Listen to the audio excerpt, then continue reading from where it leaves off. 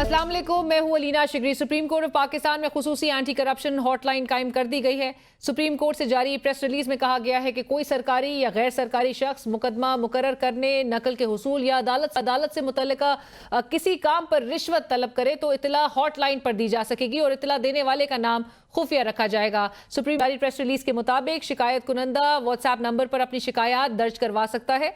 अदालत उज़्मा में गुज़िश्ता 5 माह के दौरान मुकदमात के आदाद शुमार भी जारी किए गए। बताया गया कि जो नए जजेस आए हैं उनके बाद बड़े स्पीडी जस्टिस की डिस्पेंसेशन भी हो रही है और इसके मुताबिक भी 7,633 नए मुकदमात का इंदराज हुआ, जबकि 11,789 मुकदमा निपटाए गए। कहा गया कि जो मुकदमा सुप्रीम कोर्ट में ज़ेर इल्तवा हैं उन्हें जल्द मेरिट पर निपटाया जाएगा।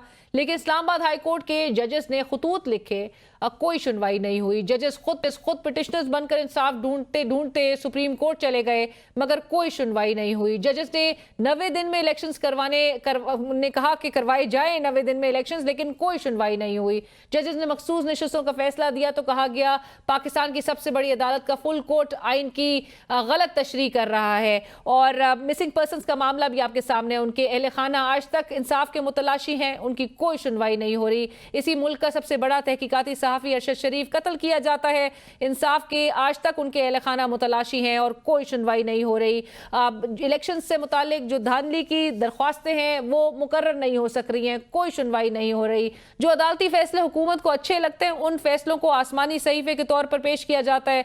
गर्ज के मुल्क की अदालती निज़ाम मफलूज होकर रह गया है और जज साहिबान अब खतूत लिखने और पिटिशंस दायर करने से नाउम्मीद होकर रिमार्क्स तक महदूद हो गए हैं। टैक्स के केस में सुप्रीम कोर्ट के सीनियर तरीन जज जस्टिस मंसूर अली शाह साहब से उनके कॉन्सेंट के बगैर मुकदमा ले लिया गया और गैर रवायती तौर पर सुप्रीम कोर्ट रजिस्ट्री ने खुद केस आईनी बेंच को भेज दिया। उसका रिप्ले आज उस वक्त देखने में आया जब सुपरिंटेंडेंट अडियाला जेल के खिलाफ तौहीन अदालत केस की कॉज लिस्ट मनसूख होने का मामला सामने आया। जस्टिस सरदार शाह खान ने डिप्टी रजिस्ट्रार से इस्तफसार किया कि जो कुछ हुआ है क्या आप उसमें मुलव्विस है, आपने किसके कहने पर कॉज लिस्ट मनसूख की।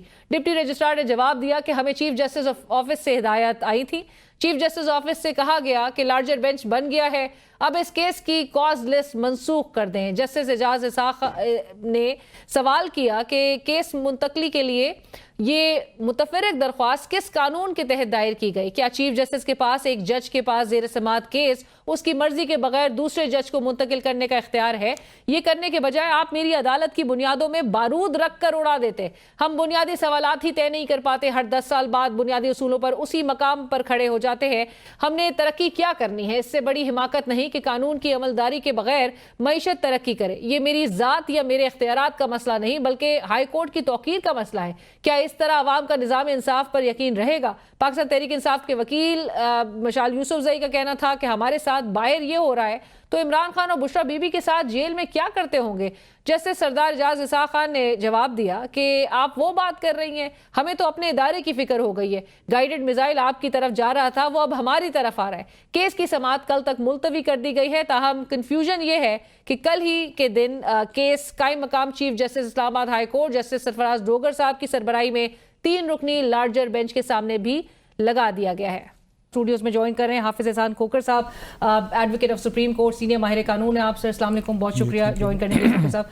और हमें पैनल में ज्वाइन कर रहे हैं फैसल चौधरी साहब, सीनियर माहिर कानून, वकील इमरान खान साहब हमें ज्वाइन कर रहे हैं पैनल में। फैसल साहब अस्सलाम वालेकुम, आपका भी बहुत शुक्रिया प्रोग्राम में ज्वाइन के लिए। हाफिज साहब, मैं गुफ्तगू का आगाज़ आज इस्लामाबाद हाई कोर्ट में जो समाअत जिस तरह से हुई और ये तौहीन अदालत का मामला था, कॉज लिस्ट जो है वो मनसूख कर दी गई। मनसूख करने के साथ साथ ये केस जो है वो मुंतकिल कर दिया गया एक अदालत से लार्जर बेंच को। अब कल लार्जर बेंच भी सुनेगी ये केस और जो कल तक मुलतवी हुआ ये मामला सरदार साहब की भी अदालत जो है वो सुनेगी। लेकिन जो सवाल रेज किया गया और जो अहम रिमार्क्स सामने आए हैं जिसमें जस्टिस सरदार एजाज इसाक साहब को ये तक कहना पड़े कि उनकी अदालत को एक तो चीफ जस्टिस साहब के बताया गया उनको के अहकामात पर ये अदालत लार्जर बेंच को मुंतकिल हुआ, और दूसरा ये कि वो ये कह रहे हैं कि उनकी अदालत की बुनियादों में बारूद रखकर इससे बेहतर था कि उड़ा दिया जाता।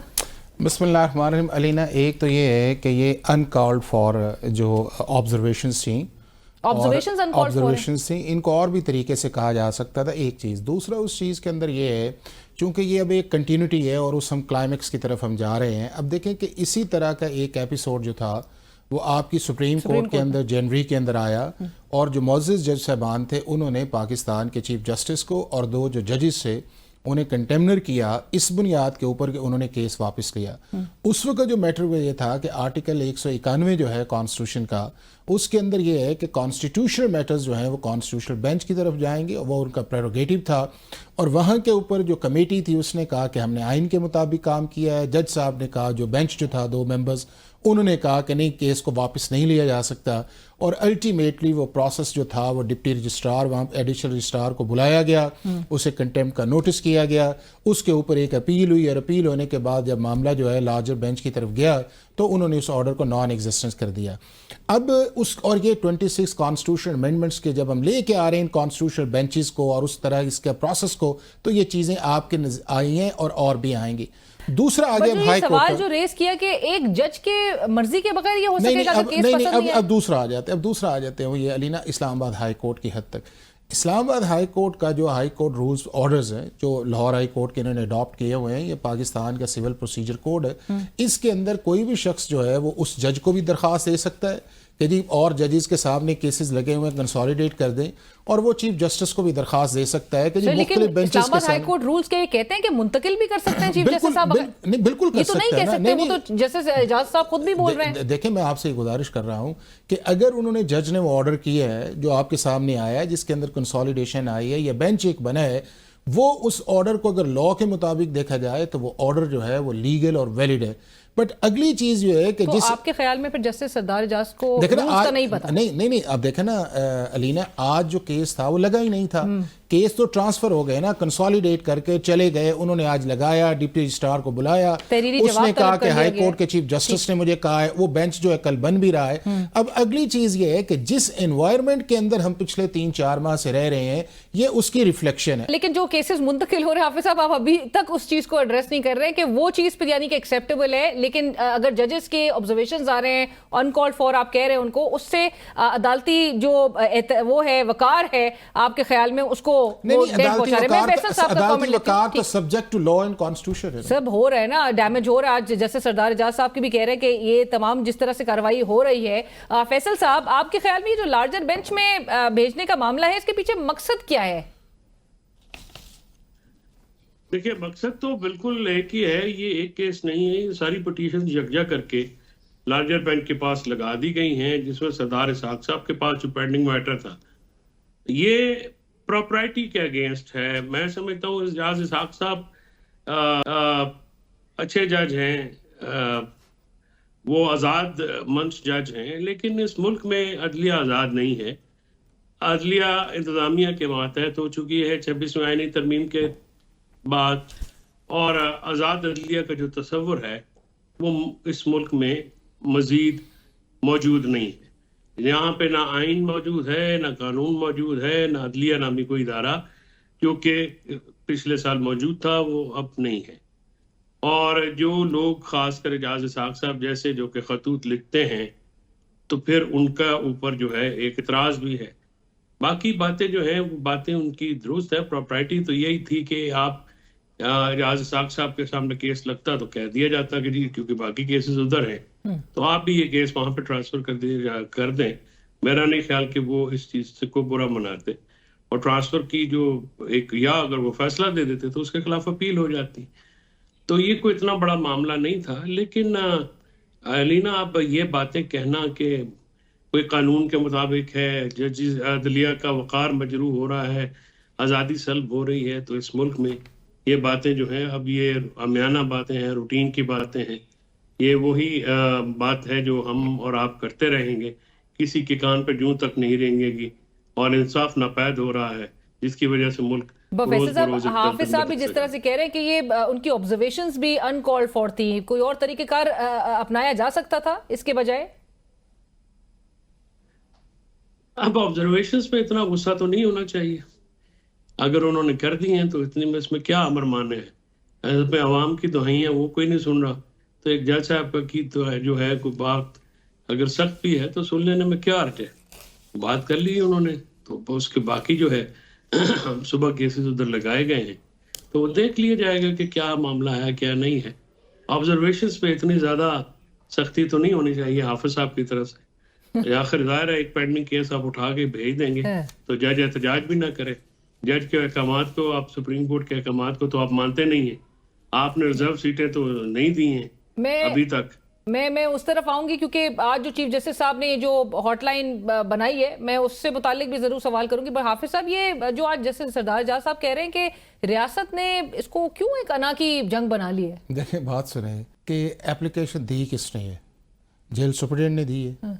फैसला किसने किया है, उन्हीं के हाई कोर्ट के चीफ जस्टिस ने फैसला किया है। तो अगर उसका दूसरी साइड इसके अंदर देखी जाए कि अगर तकरीबन ये 26 के करीब ये मुख्तलिफ इस तरह के मैटर्स थे, अगर उन्हें कंसोलिडेट कर दिया गया है तो जज साहब जो थे या तो ये होता कि वो उसके अंदर ये कह देते कि जी चूँकि मेरे से मामला ट्रांसफ़र कर दिया गया है तो मैं इसको फर्दर नहीं करता। अब ये है कि ट्रांसफ़र हो गया, आज कॉज लिस्ट उसके अंदर नहीं थी, उसके बाद जो है कि अगर आप उस पर हेयरिंग करें और डिप्टी रजिस्ट्रार को बुलाएं तो ये भी तो अनप्रेसिडेंटेड है ना। आप ये तो नहीं कर सकते कि आपके पास केस आज फिक्स ही नहीं है और आप चीफ जस्टिस से जाके बात कर सकते थे, उन्हें चैम्बर के अंदर कॉल कर सकते थे। नहीं तो देखें ना कि अब आप देखें कि एक्चुअल जो है आपका ऑर्डर जो है वो आपके चीफ जस्टिस का इनफील्ड है। उस चीफ जस्टिस ने एक लार्जर बेंच बनाया है जिसमें वो खुद हैं, जस्टिस अरबाब है या उसके नहीं कायम मकाम चीफ जस्टिस जो है वो जो भी है, लेकिन कॉन्स्टिट्यूशन के अंदर वो काम तो इस्लामाबाद हाई कोर्ट के एज ए चीफ जस्टिस कर रहे हैं। जितनी देर तक नया चीफ जस्टिस है वो नहीं आता, देखें कि जजी साहबान जो है हमारे लिए बड़े मोहतरम हैं और रिस्पेक्टेड हैं।